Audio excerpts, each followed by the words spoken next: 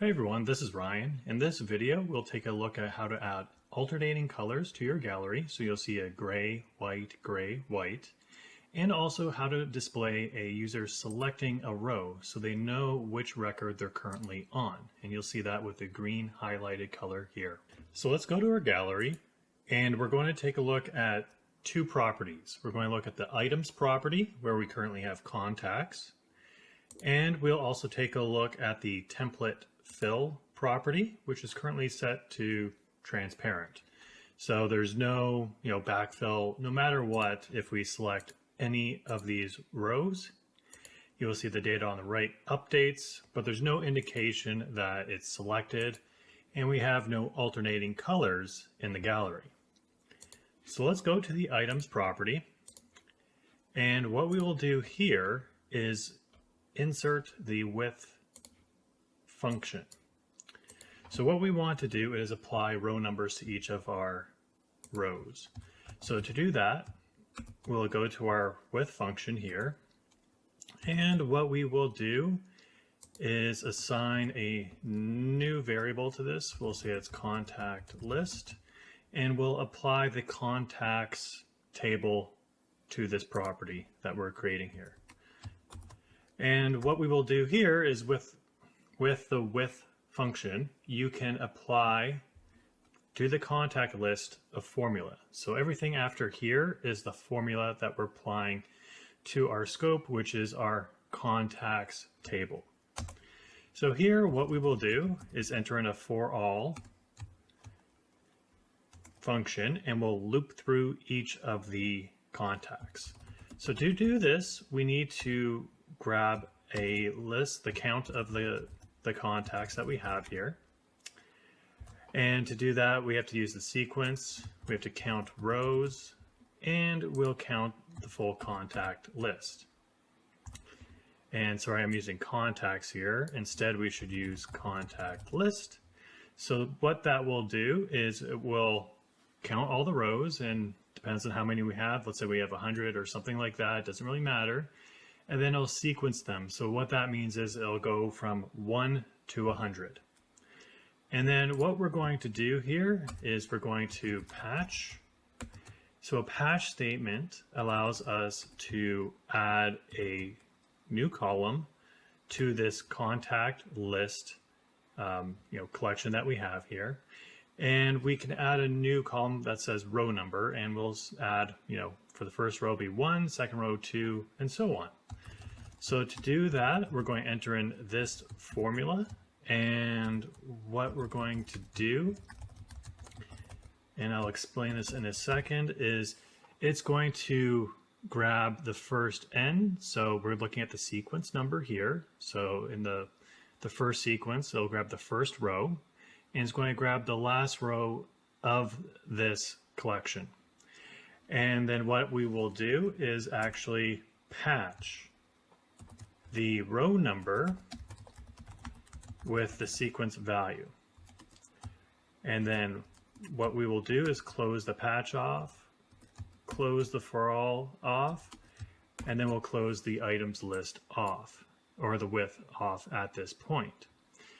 And so here, one second, I have an error here. So this is actually a semi or a colon. So this is what your formula will look like. It will apply a numeric value based on the row order to each of the rows in our gallery. So if we want to take a look and see what that looks like, all we have to do is go to our gallery, and we have a label here. Currently it's empty.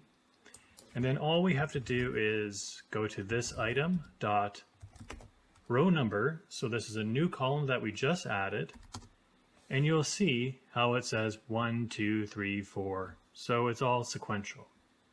So that's exactly what we need in order to apply the alternating rows in our gallery. So if we go back to our gallery and we go to the template fill property, this is where it's currently transparent. So what we want to do is establish that alternating colors here. So to do that, what we will do is we're going to check and see, and we're going to use the mod function. So we're going to look for what the remainder is. of a row number if it's divided by 0.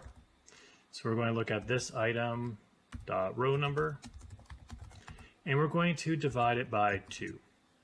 So if that equals 0, we're going to apply a certain color to it. So we want some other color other than obviously like white or transparent.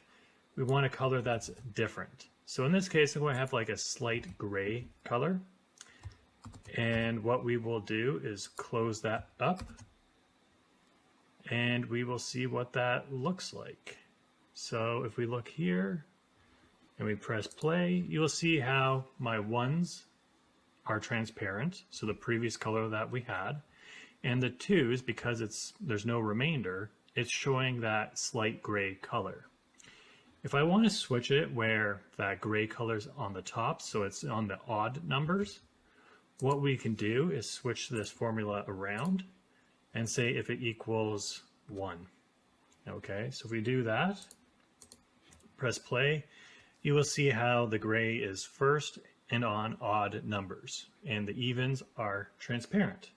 So that's great. We have our alternating colors in place here. Now, what do we do to identify which row is selected? So to do that, we need a better color than what we have. So we don't want to repurpose one of the colors we currently have. We want something that's very identifiable. And that's actually another simple formula. So it's in the template fill. And what we're going to do is we're going to bring this down, and we're going to put an if statement that is checked first to see if the row selected is the current row. So to do that, we'll say if this item dot contact, so you have to use the ID, so this item dot contact is the GUID of the contact selected.